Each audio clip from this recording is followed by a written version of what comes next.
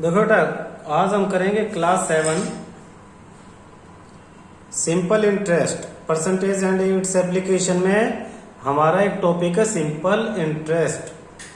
तो simple interest का क्या मतलब है, यहाँ कुछ डेफिनेशन है, कुछ शब्दों की इन्हें समझना जरूरी है। पहली तो देखो प्रिंसिपल, तो ये वो स्कूल वाला प्रिंसिपल नहीं है, ध्यान रखना पहली बात। ये कौन सा प्रिंसिपल है? एनी मनी लैंड और बोरोड इज कॉल्ड, अगर कोई किसी से पैसा उधार लेता है या देता है तो उसे प्रिंसिपल कहेंगे। And charge made for its use is called the interest, और उस पैसे के इस्तेमाल के बदले जो उससे पैसे लिए या दिए जाएंगे उन्हें इंटरेस्ट कहते हैं। तो दो चीजें इसमें बहुत इंपॉर्टेंट है, प्रिंसिपल एंड इंटरेस्ट। सपोज 100 रुपए कोई पैसे किसी से लेता है और एक साल में उस 100 रुपए को इस्तेमाल करने के बदले 5 रुपए वो देने वाले को वापस करता है, तो इसमें ये 100 तो प्रिंसिपल है और ₹5 जो है ये क्या है, इंटरेस्ट है। और ये इंटरेस्ट कैसे कैलकुलेट हुआ? पर एनम, 5% पर एनम, यानी एक साल में दे रहा है इसलिए पर एनम कहा हमने इसे। क्वेश्चन पढ़ने की कोशिश करेंगे, समझने की कोशिश करेंगे। पहला क्वेश्चन देखो, इस क्वेश्चन को ध्यान से देखना बेटा। Sudhir deposited ₹2000 in a saving bank. Sudhir saving bank में कितने पैसे डिपॉजिट करवाता है? 2000 रुपए डिपॉजिट करा दिए हैं। द बैंक पे interest at the rate of 5% per annum. Bank का रेट ऑफ इंटरेस्ट कितना है? 5% है per annum. What amount can Sudhir get after 1 year? एक साल के बाद सुधीर को कितने पैसे वापस मिलेंगे, ऐसा लिखा हुआ है। इंटरेस्ट 5% पर एनम का मतलब है कि 100 रुपए पे 5 रुपए मिलेंगे। 100 रुपीज पे कितना इंटरेस्ट मिलेगा? 5। तो इंटरेस्ट ऑन ₹1, 1 रुपए पे कितना इंटरेस्ट मिलेगा? यूनिटरी मेथड 100 डिवाइड हो जाएगा 5/100। तो 2000 पे कितना मिलेगा? मल्टीप्लाई बाय 2000, 2 जीरो से 2 जीरो कैंसिल, 100 रुपीज, यानी 2000 पे इंटरेस्ट कितना मिला? 100।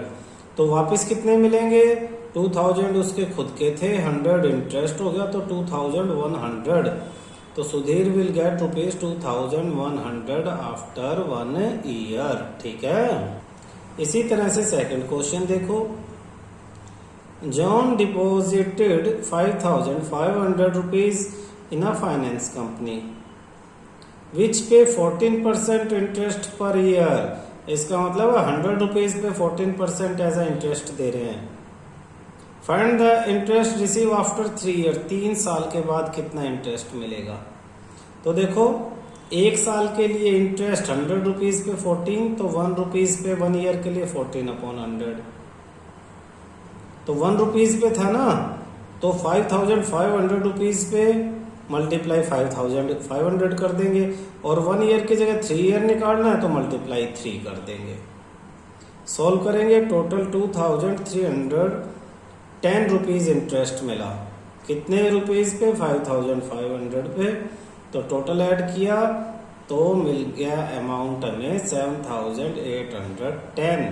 तो 3 साल के बाद उसे 7810 रुपीज वापस मिलेंगे। ठीक है।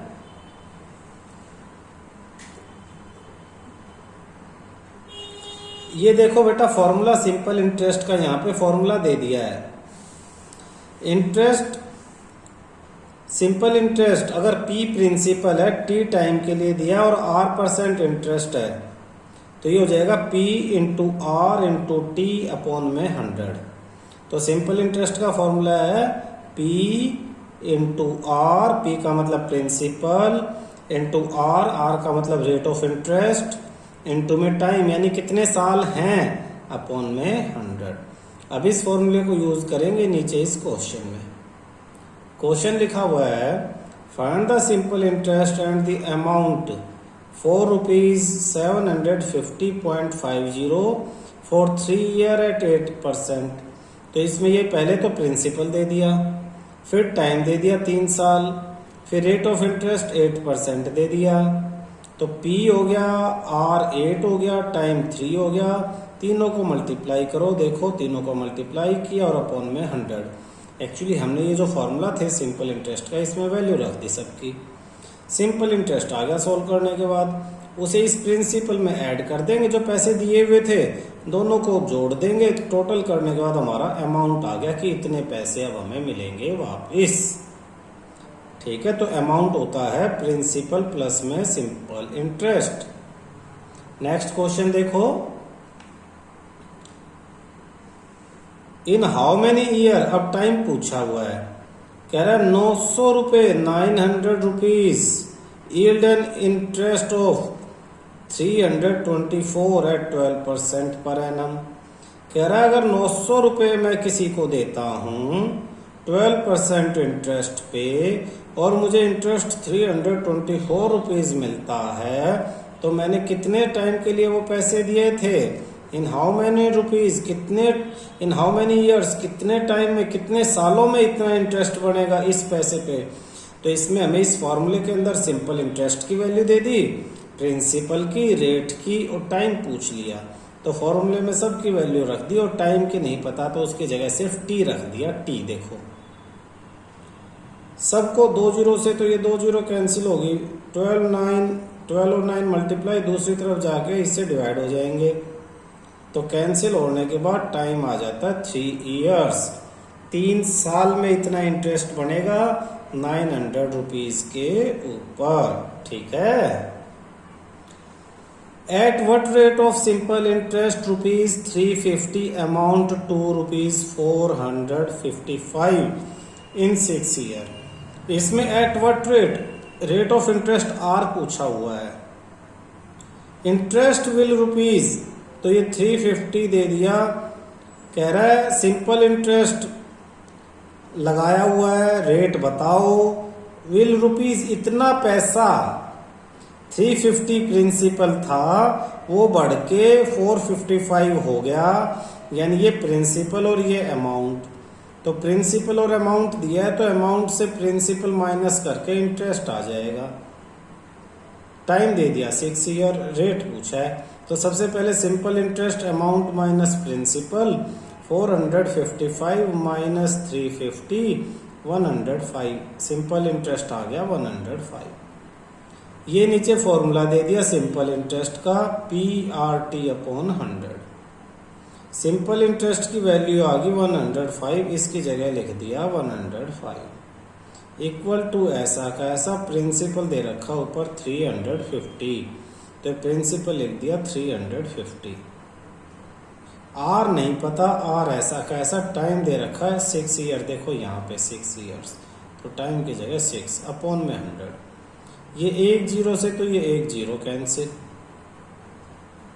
2 3 जा 6, 2 5 जा और 5 से 7 इंटू में ये जो था 3, इसे इधर दूसरी तरफ ले जाकर डिवाइड कर दो, 7 और 3 से 105 डिवाइड होगा तो 5 आ जाएगा।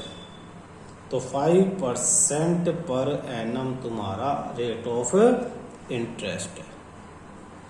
नेक्स्ट क्वेश्चन देखो, सुधीर बोरोड रुपीज 3 लाख, सुधीर 3 लाख रुपए उधार ले लेता है एट 12% पर एनम, किस रेट पे, 12% पे per annum, from a money lender, कोई उधार देने वाले से। तो इसमें प्रिंसिपल दे दिया, rate of interest. At the end of 3 year he cleared the account by paying 2,60,000। और भाई उसके बाद 3 साल बाद वो इतने पैसे देता है और कुछ गोल्ड का नेकलेस देता है, अमाउंट क्लियर कर देता है। बताओ कितने रुपए का नेकलेस दिया। तो ये बाद वाली स्टोरी तो बाद में रखेंगे, प्रिंसिपल, रेट और टाइम है, सिंपल इंटरेस्ट निकाल लेंगे। तो simple interest PRT upon 100, P value 3 lakh, rate 12, time 3 year, simple interest आया 1,08,000। तो टोटल अब उसे कितना अमाउंट देना है, उसे देना है प्रिंसिपल 3 लाख और ये इंटरेस्ट, दोनों को मिला देंगे 4,08,000 हो गया। उसने कितने पैसे दिए 2,60,000, इसमें से माइनस कर देंगे 1,48,000 बच गए। तो इसका मतलब जो साथ में गोल्ड नेकलेस था उसकी कॉस्ट थी, कॉस्ट ऑफ नेकलेस 1,48,000। तो कॉस्ट ऑफ नेकलेस क्लियर हो गई है। If the simple interest on a certain sum of money for 2 years be 1/5 of the sum, find the rate of interest. Simple interest certain sum of money, मान लो हमें नहीं पता था principal कितना है, तो प्रिंसिपल को x मान लिया, टाइम 2 साल दे ही दिया, टाइम 2 years। कहता है interest 1/5 of the sum, 1/5 of the sum यानी x, तो ये x/5 सिंपल इंटरेस्ट हो जाएगा। रेट r पूछ लिया है, तो वही फार्मूला सिंपल इंटरेस्ट PRT/100 हो गया। सिंपल इंटरेस्ट 1/5 ऑफ x यानी x/5 यहाँ लिख देंगे। प्रिंसिपल की जगह x माना था तो प्रिंसिपल की जगह x लिख देंगे। r ऐसा कैसा, टाइम 2 years। सिंप्लीफाई करेंगे तो ये r निकालेंगे तो x उधर जाके डिवाइड, ये 2 उधर जाके डिवाइड, 100 उधर जाके मल्टीप्लाई, दूसरी तरफ जो मल्टीप्लाई है वो डिवाइड और जो डिवाइड है मल्टीप्लाई, ये आ गया। x से x कैंसिल, 5 2 जा 10, 10 से 1 0 कैंसिल, 10% पर एनम आपका आंसर आ जाता है। ठीक है, इसके बाद ये एक्सरसाइज देखो 9E, प्रिंसिपल दे दिया, टाइम दे दिया, rate of interest, simple interest पूछा है। सेम वही प्रिंसिपल, टाइम और रेट दिया हुआ है, तो PRT P into R into T/100 का फॉर्मूला लग जाएगा चारों में। 5th क्वेश्चन, विनीत 8,500 डिपॉजिट कराता है, ये रेट ऑफ इंटरेस्ट 18% है। 3 साल के बाद कितना अमाउंट आएगा, तो पहले सिंपल इंटरेस्ट निकालो, उसे वापस इस प्रिंसिपल में 8,500 में ऐड कर दो, आपका अमाउंट आ जाएगा।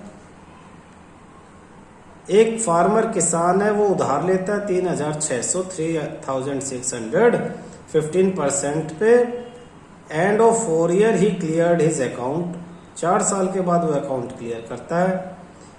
पेइंग 4,000 रुपये देता है और एक गाय दे देता है, गाय की कॉस्ट बताओ। सेम वैसा ही जैसा अभी किया था, PR15 टाइम 4 मल्टीप्लाई करेंगे, सिंपल इंटरेस्ट आएगा, 100 से डिवाइड करेंगे तो मल्टीप्लाई करके PRT/100 वाला फार्मूला लगाएंगे ना। सिंपल इंटरेस्ट को इस पैसे में जोड़ देंगे तो टोटल वो पैसा आएगा जो उसे देना है। उसमें से 4,000 दे रहा है तो 4,000 माइनस कर दो, बाकी जो बचा वो काउ की कॉस्ट है। ऐसे ही सेम यही फाइंड रेट परसेंट, R पूछा हुआ है, बाकी चीजें दे दी। सेम वही फॉर्मूला सारे क्वेश्चंस में लगेगा, और जो चीजें नहीं दी हैं वो अपने आप इसमें पता लग जाएगी। ठीक है, तो इन पे क्वेश्चंस पोज कर करके आपको ये सारे क्वेश्चन करने हैं। ये मल्टीपल चॉइस क्वेश्चन है नीचे, ऊपर दोबारा मैं दिखा देता हूं एक्सरसाइज। ये आगे वाले पेज पे हॉट्स क्वेश्चन और पहले वाले क्वेश्चन के 4 ऑप्शन।